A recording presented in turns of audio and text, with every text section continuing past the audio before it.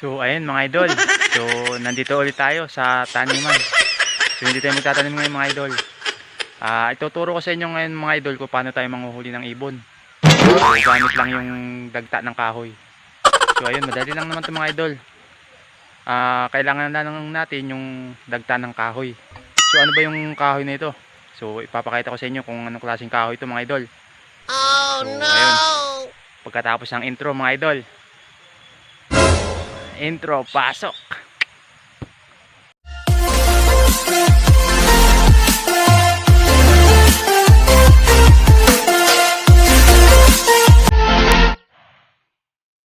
So ito yung sasabi kong puno mga idol na pagkukuha na natin ng dagta.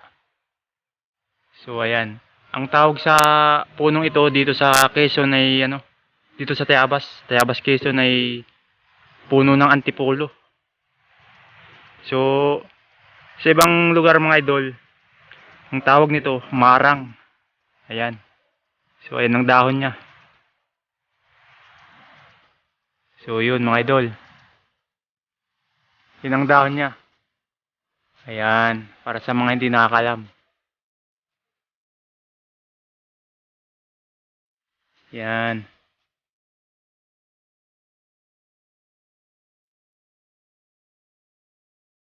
May ano na tayo doon mga idol. Tinagaan na natin yung puno para magkaroon ng dagta. So ang gagawin na lang natin ito, antayin natin na tumigas yung dagta. Na pag hinawakan natin, parang bubble gum siya. Yun yung ilalagay natin sa sanga na gagawin nating dapuan ng ibon. So tingnan natin mga idol yung ating ginawa. So ito yung sasabi kong puno mga idol. Ayan. Ito yung mga dagta. So yan ang dagta mga idol. Ayan. Kailangan lang natin patigasin yan. So ngayon hapon na. So bukas mga umaga siguro medyo matigas-tigas na yan.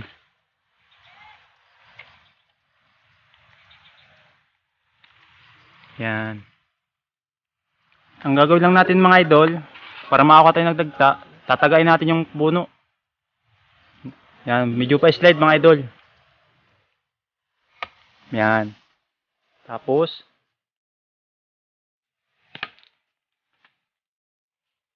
yan. Parang ganyan mga idol. Para dyan siya maiipon. Yan. Para dyan maiipon yung mga dagta.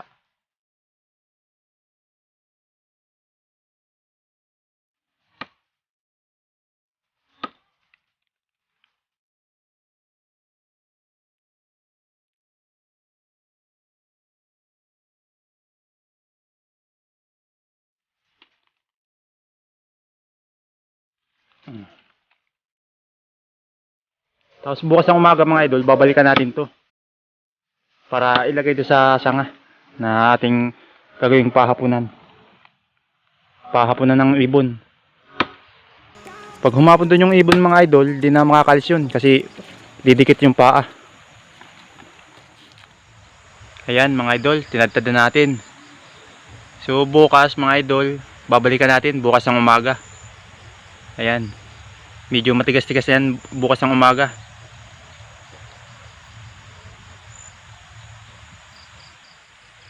So ayan mga idol, so uwi muna tayo dahil gabi na. So bukas ng umaga tayo babalik. Titingnan natin bukas ng umaga kung okay na. So yun mga idol. Yun, what's up mga idol? Magandang umaga sa inyong lahat. So kape tayo mga idol. Yeah. So pupunta natin yung ating dagta mamaya mga idol. Pagkatapos natin magkape.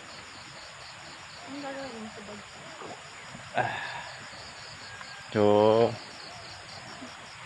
ayan mga idol, maganda ang sikat ng araw ngayon.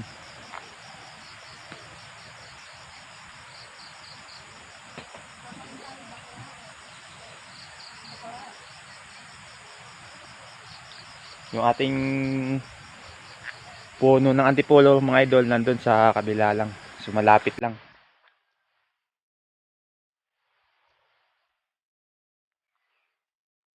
Para makuha natin yung patda, so kailangan natin to. Kailangan natin ng stick para pangkuha natin ng patda.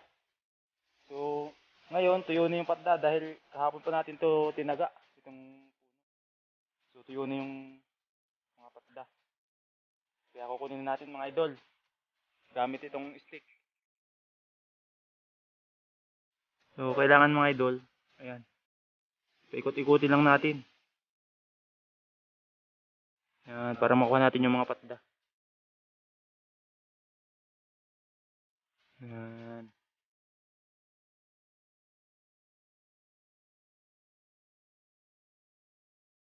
So, sa pagkuha ng patda mga idol, tiyagaan lang. Kailangan ng tiyaga para makakuha tayo ng patda na gagamitin sa panghuli ng ibon. Dahil ito yung ilalagay natin sa pahapunan natin ng ibon. Doon sa sanga. Pag dumapo dito yung ibon mga idol, so hindi na makakadipad yun.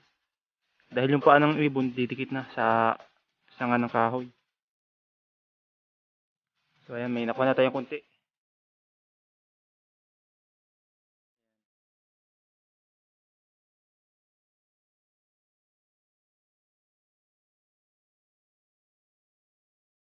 Kailangan mga idol, paikot-ikutin lang natin para makuha yung patda.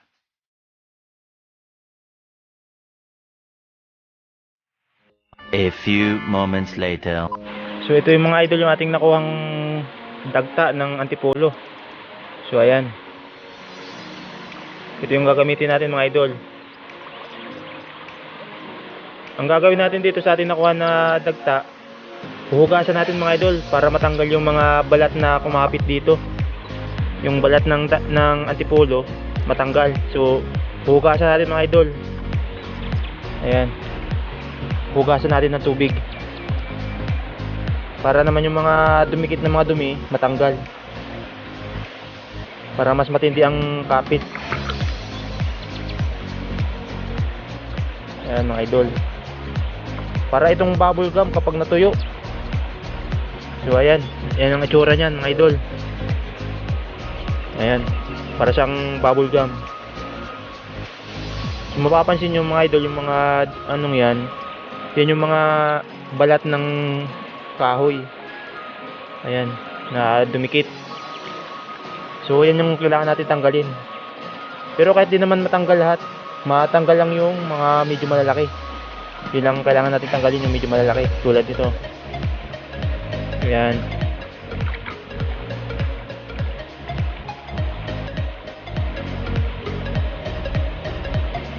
So ayan, okay na siguro yan mga idol. Wala nang masyadong malaki. So ayan. Tapos ito yung gagamitin natin mga idol na pahapunan. Ayan. Hugasan lang natin para matanggal yung mga alikabok, para mas dumikit yung ating ilalagay na dagta ng antipolo. So ayan. Tapos ang gagawin natin mga idol, para tayo magtatali ng lastiko, sisimulan natin dito sa may puno. Ayan, paikot mga idol. Ayan, paikot ang gagawin natin. Kasi dito dadapo yung ibon. Pag yan ay natuyo na, so madikit na yan. Kaya pag humapon dito yung ibon, didikit yung paa.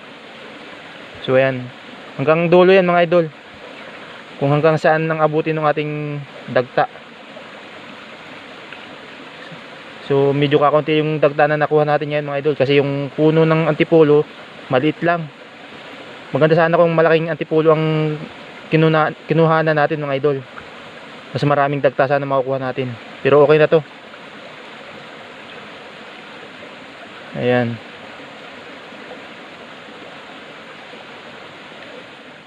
So ayun mga idol. So okay na yung ating ginawa. Charan! Ayos. Yun yung ginawa natin mga idol. Yun. Ayan mga idol.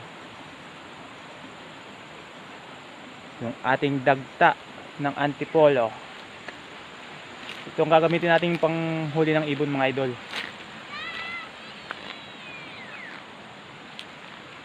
So ayun mga idol, abangan nyo yung next video na gagawin natin. Dahil kung isasama natin sa video ito, so masyadong hahaba yung video natin mga idol. So abangan nyo lang sa part 2. Doon tayo manghuhuli ng ibon. So ngayon, ang itinuro ko muna sa inyo kung paano tayo kumuha ng dagta ng antipolo, or sa ibang tawag nito ay marang. Ayun. So ayun, maraming salamat mga idol. At kung napadaan ka lang dito sa aking YouTube channel mga idol, so huwag kalimutan mag-subscribe at pakihit na rin ng notification bell upang lagi kang updated sa mga bago pang i-upload na video. So ayun, maraming salamat nga pala sa aking mga bagong supporters dyan. So ayun, maraming salamat sa inyo mga idol. Ayos. So ayun, abangan nyo na lang mga idol sa ating panghuhuli ng ibon. So ayun,